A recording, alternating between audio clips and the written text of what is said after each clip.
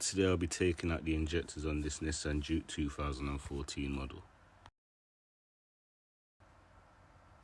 First things first, there's a few parts that we need to disconnect and take off in order to get to where we need to get to.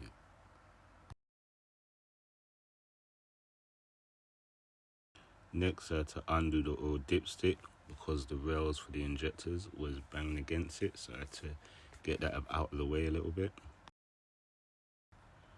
The rail's got 4 nuts that need to be undone, and the pipe that's connected to the petrol pump that also needs to be undone in order to get the rail off.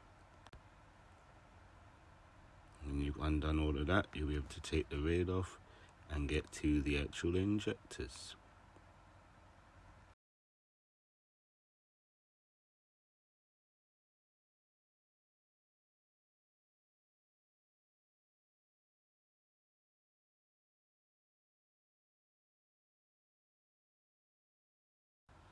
There's like 4 bolts need to be taken out. I think they're like 10 mils.